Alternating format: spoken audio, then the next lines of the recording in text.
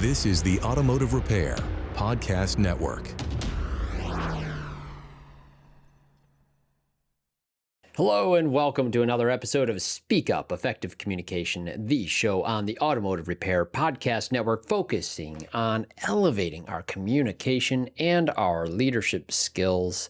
I'm your host, Craig O'Neill, and in our episode today, we are going to talk about a culture pitfall that can seriously hamper an organization, especially when you're trying to institute meaningful change with a real champion inside of it. And what happens when that change agent does not get the backing that they need?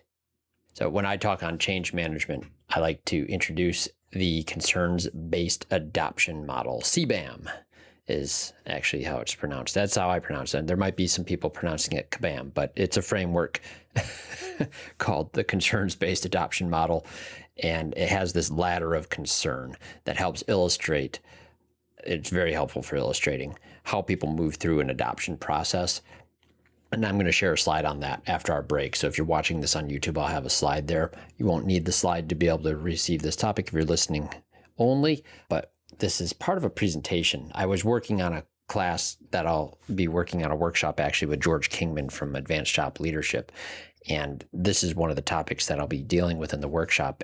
And while I was reviewing this stuff, I had just kind of a moment of clarity and inspiration to develop out further portions, specifically dealing with personal objections and the pitfalls that come from that. So that's why we have this episode. And by the time you hear this on Monday, I'll have already done the workshop with George over the weekend in Chicago. So hopefully we'll see you at another one that we do in the near future. But funny enough, as I was doing this topic, it was dealing with the concerns-based adoption model and that ladder, and then I was dealing with the concept of a spiral down, and all of a sudden I was left remembering the childhood game Chutes and Ladders, and that is just kind of a funny concept that came to mind as this all pulled together. But this episode will have two parts, and we're going to start with the ladder, which is the beginning part. That's kind of a play on words here too. We'll just go on to the word of the day. How about that? Today's word is attrition, and we will come back with a full definition of that word after we hear a word from our sponsors who make this show possible. Hey friends, as you know, I'm a proud member of the AutoFlow team, and let me tell you, we've changed how business is done for auto shops everywhere. We support your client experience before, during, and after the work is done. Imagine this. Timely updates sent directly to your clients, branded digital vehicle inspections, and seamless communication from start to finish. That's why shops love AutoFlow. And hey, with those 5-star reviews rolling in, you'll wonder how you ever managed without us. Take an important next step and take your auto shop to the next level. Visit www.autoflow.com. Get on board with an AutoFlow trial. Want to see your auto repair shop thrive? Are you looking to drive more customers to your auto repair shop? Let ShopDog Marketing be your guide. Our customer-first approach, combined with AI-driven creative content, ensures top rankings. Dominate mobile-first and voice search with our specialized expertise. Reach out to ShopDog Marketing today and start growing your business. Don't miss out on this chance to boost your business. Visit shopdogmarketing.com. Inbound has exclusively served independent auto repair shops with expert communication solutions for years. Our robust VoIP platform ensures you stay connected while our industry-leading AI analytics take your business to the next level. We provide the tools you need to understand your customers and optimize every interaction. Choose Inbound for proven expertise and unmatched innovation. Visit callinbound.com and discover the difference we can make. What if you knew exactly what to say to the price shopper, the upset customer, the person who says they cannot afford it? Every day, service advisors lose customers not because of bad service, but because of the wrong words at the wrong moment. Words That Work is a free phone scripts playbook built for auto service professionals. Every script includes the reasoning behind it, so you understand not just what to say, but why it works. Grab your free copy at serviceadvisortraining.com. Okay, we are back, and our word of the day is attrition. That is a noun, and it is defined like this. That is the process of reducing something through sustained pressure or gradual wearing down, often without direct confrontation. And the etymology on that one's actually really interesting. If you dive into that stuff or are curious about that like I am, it's from Latin, and it had the meaning of rubbing against. Interestingly, in medieval theology, it referred to imperfect contrition being like true remorse. And so this was a wearing away of guilt that stopped short of genuine transformation. But later on, it entered military usage to describe the wearing down of an enemy, not by decisive battle or true victory, but by a slow, continuous erosion. Gosh, that sounds like some of the conflicts in the world today. Or maybe the conflict right there in your shop. So in practice, your culture is determined by the worst behavior that management tolerates, and the most painful attrition comes with the loss of our best people. That's right. Unfortunately, it is not our best people that always get to dictate the culture, but it is our worst people that are tolerated. That brings us to section 1 on the ladder. And before we talk about why change fails, I think it's important that we do understand how change is supposed to work. And it goes through a natural process. And it will look like this. Now, if you're looking on our screen or watching this through the app, you will see on the screen the CBAM, ladder of concern, but this is laid out a little different than maybe you've seen charts on concerns-based adoption model. I like it this way. This was the most helpful visual that when I was implementing things early on in my career with AutoFlow, helping shops institute digital technology, this was important for me to understand and apply, because the rule is you really can't skip the rungs on the ladder. And a lot of times when you're implementing processes, it's very tempting to go to whatever it is that you want to implement, and you ignore the individuals who have to do that implementation and deal with their thoughts and feelings on a thing. This visual helps you see exactly how this is laid out, right? The me, it, us is the specific segments that I want to draw attention to. You deal with the individual, then you can talk about what it is that you're going to be doing as a team and improve it. And then once that's in place with new habits and skills, you will do the us section where you're just renewal, refinement. It's just your constant state of improvements at that point. So those are the 3 broad categories, the me, it, and us. And the me concerns have to come first. And these are the personal feelings and the prior knowledge that a person brings into whatever's being asked of them. And it seems obvious that you would need to address these before moving forward. But like I said, a lot of organizations skip this entirely and go straight to the it and expect everybody to follow along, regardless of whatever is happening on the inside of the person. And when you do that, you create internal conflicts that most managers were never equipped to handle because nobody told them that those conflicts were coming, and they may just not be in the authority position they need. We won't go into the whole CBAM thing, but the it concerns typically follow. And this is where the person really begins engaging with the thing itself. They'll say things like, it is taking longer. I'm spending more time working on this. And over time, you push through this, and they start to look outside of themselves, and they wonder how it's actually affecting clients and whether it's going well and whether the effort's actually producing any results. And if you really make it this far to that it rung, it's the blue section if you're looking at it on the stream, you're usually going to be in good shape, provided you can push through what the CBAM calls the implementation dip. And that's going to be a dip in performance that occurs whenever you're starting something new, when you're trying to learn a new tool or a technique, or if you're a martial artist and you're trying to learn a new kata, you're going to do terrible at it, even though you know the basic motions, right? This is one of those periods where reduced performance is initially looked at sometimes as like, oh, this isn't working. This is worse than we were before. We should quit. And they do. This happens all the time. That implementation dip is scary. Probably a whole episode just on communicating out of that and leading out of that. And then there's the us, like we mentioned, that's just the refinement phase. So like I said, we could do multiple episodes on CBAM alone, and I hope we do. And I actually have some friends that are involved in project management as a career, and I would love to have them on and talk about some of these things. They have some great strategies to get people aligned. But today, I want to focus on just that one specific rung in the me category. It is that personal objection rung inside of that me category. The me category, for those of you that aren't looking at the graphic, starts with awareness, information, and then there's this personal. Awareness says, I don't need this. They don't know what the benefits are. They haven't been made aware of the outcomes that they could enjoy if the change is applied. The information rung is going to be like, how does this work? We need to know how it works so that we can do anything with it and even develop and flesh out the rest of our feelings and opinions on the thing. And that personal rung is the last piece there. And the question I need somebody to ask to get out of that rung is the question, what do I need to do? Now, they may ask the question, don't think, hey, I'm almost there, because they might actually get the answer and not like it and give you a hard refusal. But a lot of times they won't even ask the question if you're dealing with a straight up, hard, personal objection from an individual who is now the roadblock between meaningful change and success, right? Why do people get stuck in this personal rung would be the question. What types of reasons do they have? There's only finite reasons, theoretically, that individuals have. I think they all can get categorized kind of neatly, and we're going to try to do that.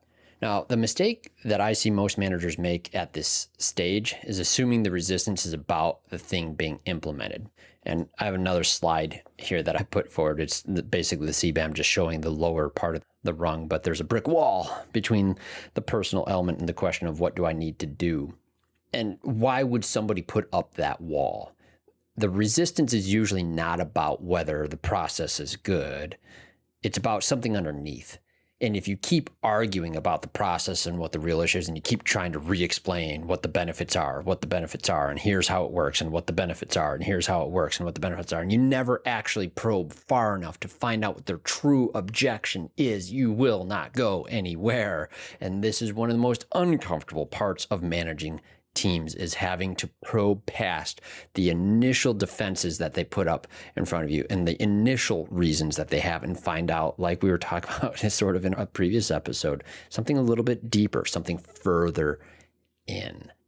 We are dealing with feelings, by the way. This is where, if you don't find that true reasoning and understand people's feelings, it's going to feel, maybe some of you older managers, yeah, I'm calling out age here. Sometimes I know that there's a group of us of my age and older that gets a little frustrated with having to deal with feelings. Like, we just did what we're told when we were kids. That attitude doesn't really help deal with feelings. And a lot of times you may remember being told to do something, and you just did something because you were told, not because you believed in the thing.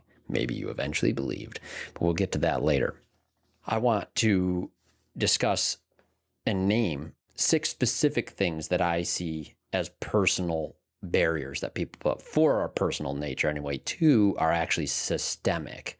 And we're going to name them not to pathologize your colleagues, but because you can't address what you cannot name.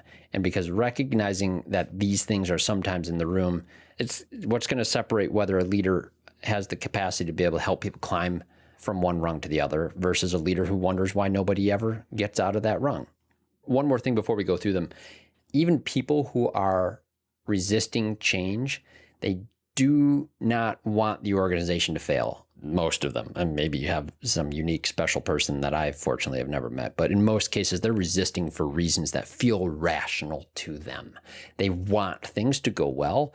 Villainizing the resistant employee is probably always the wrong move, and it will almost always make things worse. But we're going to try to identify some of these reasons. I have a slide up here for the first 4 as well. You don't need to look at this if you are watching online. Great, you'll see it on a slide. But there's 4 things. The first one is the identity threat. So as a personal barrier, you have an identity threat. And in this situation, the employee may not know the process works, but adopting it means implicitly admitting the old way was wrong, and that people will have feelings about. And the old way was theirs. They built their professional identity around the way things are now. And changing feels like, not like growth, but more like it's a concession, like they're being asked to say out loud that what they did for the last 10 years was not good enough. And most people won't ever articulate that. They'll find other reasons to object instead. And I ran into this in my own experience in the family business when I wanted to change things from the way my grandfather had always done them. You gotta remember, the facility was his. This was his baby. Any change I proposed probably sounded to him like criticism of something he had built and was proud of. Knowing what I know now, I probably would have led those conversations very differently, because what I thought were simple suggestions, he heard as complaints. And that's probably how I delivered them, especially in my youth. That'll happen. Then there's authority resistance. And that's when the objection is not about the process or the thing that you're changing at all. It's about who is requiring it. When compliance feels like losing a quiet competition with, maybe it's sort of not a colleague, but a frenemy type of a figure that you're competing with. This shows up especially when the person championing the change is junior or newer in a role to the resistant employee. And they may not fully respect that person. Again, it's not the what, it's the who. And there are a lot of reasons this happens. And I couldn't speculate on all of them. Just know that this is a real situation that occurs, and it seems petty, and maybe it is, and there's ego involved, absolutely. But arguing harder about the process typically doesn't fix that. The third thing is the perceived cost. It's the perceived cost versus benefit. And this is when the employee's running typically a private calculation that they haven't ever articulated outwardly. They're weighing the personal effort and exposure required against the benefit they expect to receive, and they have concluded on their own that it's not worth it, whatever the change is. Even if data does not support that, and you have all the evidence of the world, scientific studies, J.D. Power says this, revenue reports from everybody that's implemented said this, they're not going to pay attention to these things. Again, they're making decisions for their rationale, but it's with their information. This isn't always going to seem rational, but to them, it's real. It will not be argued away with better data. It has to be addressed at the level that of the calculation they're making themselves. And until you get them to articulate that calculation, you have probably no chance of being able to successfully combat that. And the fourth of the personal barriers is the loss of informal power. And I want to spend a minute on this one because some processes redistribute visibility. Digital inspections, where I've spent a vast part of my career now focused on this, I see this. Digital inspections will bring into the light things that used to live in the dark. A mechanical specialist who has thrived because nobody could see exactly what was happening in their bay will resist a digital vehicle inspection, not because the inspection's bad, but because transparency threatens this sort of informal power structure that they've built through opacity, right? They cannot say this out loud, so they will say something else. And this is an uncomfortable truth in this industry. I work in the realm of digital inspections, so I do encounter this. And when you have someone producing off the chart sales numbers at a top grossing location, only the most engaged and ethical owners are going to want to look closely at whether those numbers are, I guess, how will we say, too good to be true? Sometimes you're not going to like the answer. An owner who is afraid to ask the question, however, is going to suffer the consequences to their culture. And that's where we get into these next two items. These look like personal resistance, but the source is actually systemic. And the first of these two barriers, I'll call this one delegated accountability without authority. So I'm going to say it again, delegated accountability without authority. This person who's a barrier is going to come up against this systemic problem. So the person that's a barrier is fighting against the person who has been delegated accountability but has no authority. Think about a junior manager now having to tell someone who was their superior moments before perhaps what to do, and that this is what we're going to do. And it doesn't go well. This is the person championing the process. It's when they don't have the organizational weight to compel compliance. The resistant employee knows this. They do the math. They know they can wait it out if they don't want to do the thing. And if the person asking them to change cannot actually enforce anything, attrition is a viable strategy, so they wait. And that is common. You get a bright-eyed youngster that wants to implement a new process, and they come right up against the grizzled veteran in your shop, and conflict ensues. Now, the next one is sort of related to this, and this is owner ambiguity. This is when leadership tolerates the resistance quietly to protect a revenue relationship. So it's like that last barrier we discussed where we were talking about the loss of informal power, right? So owner ambiguity avoids difficult conversation or simply because they're not sure if the change is worth it, doesn't want to have the conflict. The signal that sends to the resistant employee is unmistakable, and it says you can stay where you are. And the signal it sends to everyone else in the organization is also super clear that this does not actually matter that much.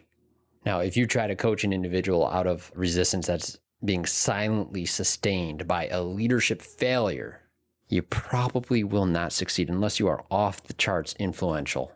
It is a tough spot, and I see people stuck in it, managers stuck and frustrated in it all the time, and the owner has to step in and sometimes just will not do it. So frustrating to watch, and it happens in the largest organizations and some very successful ones at that. In those cases, the environment is the problem, and the individual is just responding to it accurately. They know how to thrive in their environment the way it is, and they have some comfort and sustainability there. And so change is not something that they're interested in. I do want to add, and this is something I talk about in multiple presentations, that when you're coaching shared urgency, this is the topic that we're going to move into. Change requires this. I have this up on a slide for those watching. The owner is engaged and communicates seriousness. That's number one. If you lack this, change is it's not going to happen successfully in most cases, unless you have just an amazing team that is motivated to do things without any guidance from you, which is an extraordinarily rare thing. The owner must be engaged and communicate the seriousness. Number two is the implementers need to understand the need, the why.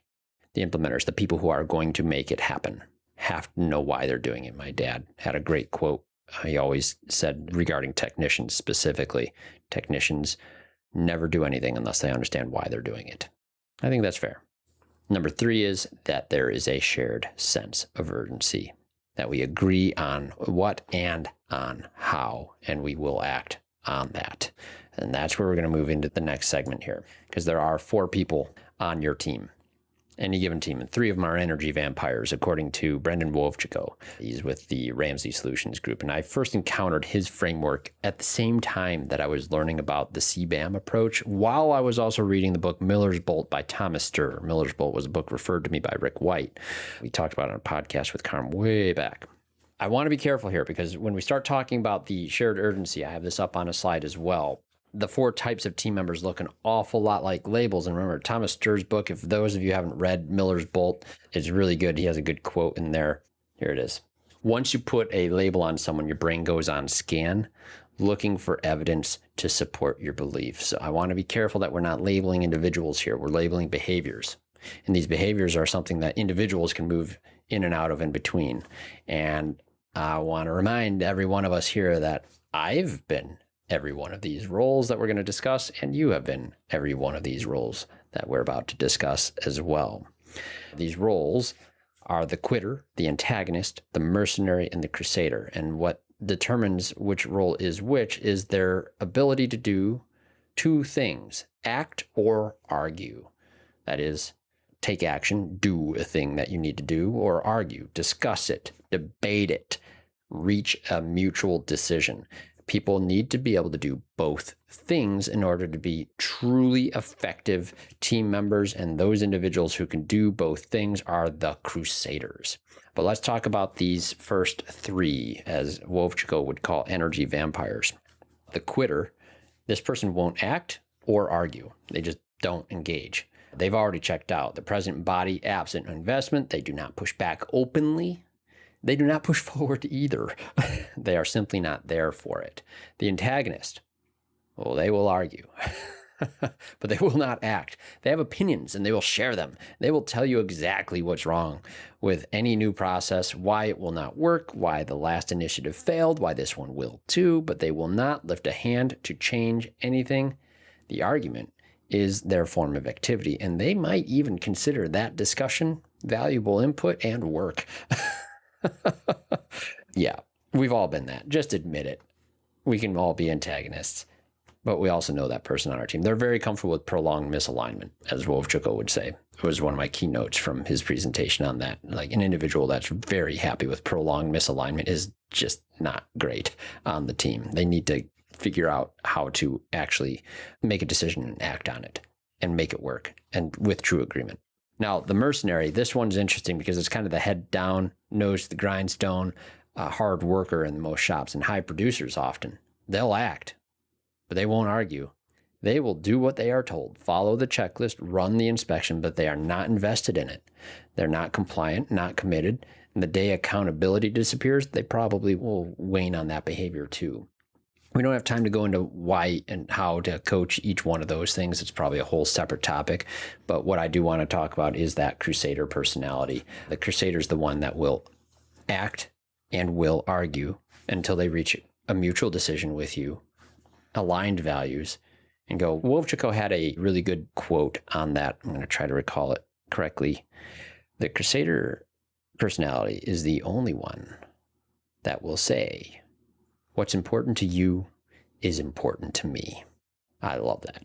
I think that's very true. They carry the flag.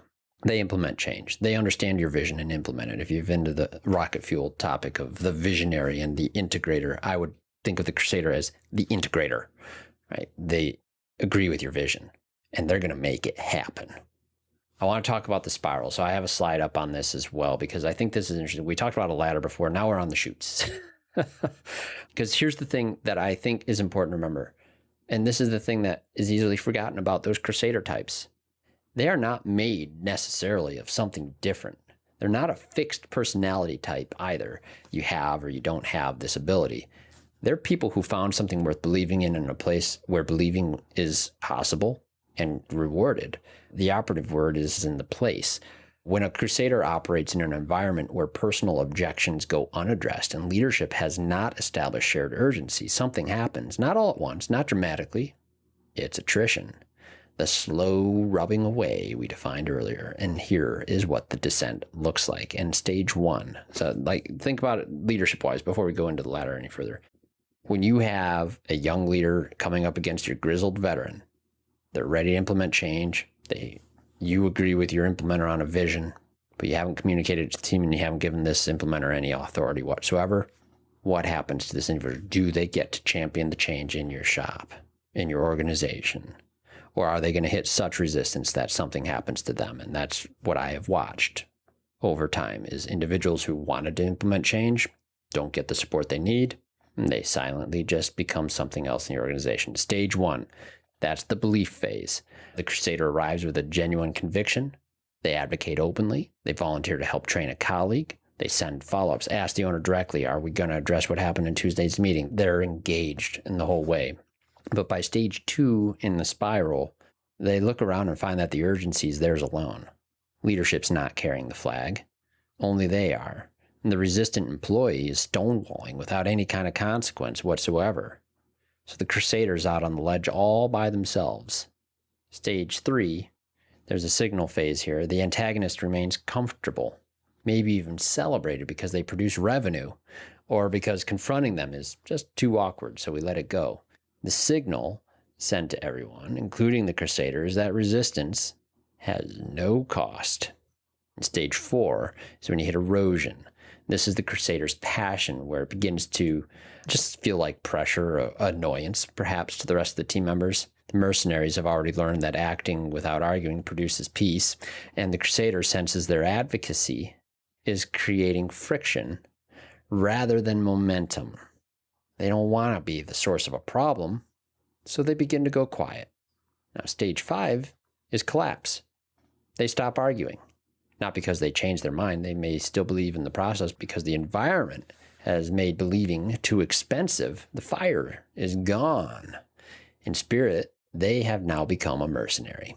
They act, but they no longer argue. And that flag is on the ground. Change is dead. Stage six, and this is the cost no one notices, the facility has actually lost its best change agent. And it doesn't even know it yet because the numbers haven't moved. The antagonist is still there. The process never changed.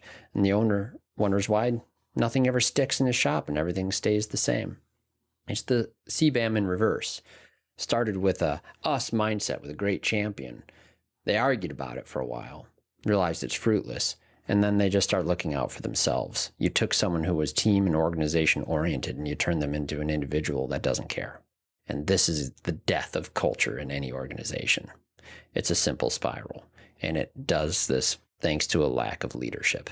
You can't allow that culture crisis to occur in your shop. I think it's a useful illustration though. So don't worry, you're not missing anything if you're not watching here. I just want to pause and say something directly to you. There's a very good chance you have been all four of these people, as I have, at different points in your career, at different facilities, at different ages as we mature, under different owners, under different conditions. You've been the quitter. Maybe you've burned out one too many times. Maybe you've been burned too many times. Maybe a process you believed in got canceled after 3 weeks. Maybe you watched someone get promoted who did nothing to deserve it. You stopped investing. You've probably been the antagonist, as I have. Maybe you had real reasons. Maybe the process was poorly designed, like some parts of the building and the family business. My goodness. Maybe nobody asked you for your input, but you're going to make sure you're heard anyway. Maybe you've been the mercenary, as I have, just doing the job, doing it well even, but not letting yourself care too much about whether it worked. Self-protection can look like professionalism to a lot of people, like that guy gets the job done kind of a guy.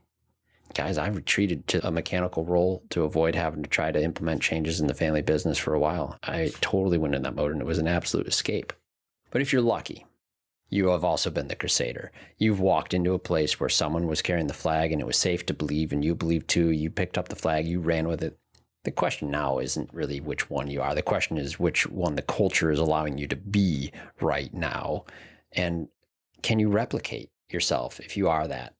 The goal in any organization is to have a team of crusaders who replicate themselves. And one person operating as a sustained antagonist will spread a very different kind of culture. As a leader, the question you have to ask yourself is whether you are creating the conditions for crusaders to thrive. And the hard question when I'm in consulting is like, people will ask me this, and I hate the question. It's like, do we have to get rid of this guy? It's like, man, there's so much history involved in that sort of thing. But I'll tell you this, my patience is worn thin over the years watching cultures fall apart because people taking too long to either correct bad behavior and get someone out of the way versus anything else. The good people will start performing worse far before a bad person will start performing better. Remember, it's the bad examples that tend to get replicated more easily in any organization. So let me offer you the principle that anchors on this. Your culture, once again, I say this a lot, your culture is determined by the worst behavior that management tolerates. I do say this a lot, and I'll acknowledge it again, but sit with it in the context of everything we've covered today. If the antagonist on your team is allowed to stonewall a process, roll out without consequence, you have told every crusader in your facility that their belief is not safe. You've told every mercenary that compliance is optional, and you've told every quitter that they've made the right call and they can just float on through in your shop. And you've confirmed for the resistant employee that every personal objection they are carrying, whether it is identity threat, authority resistance, loss of informal power, or anything else, it does not need to be resolved. It just needs to be outlasted. Shared urgency is not a personal trait. It's not something that you hope your team develops on their own either. It is a leadership responsibility to cultivate exactly that and build a team with that.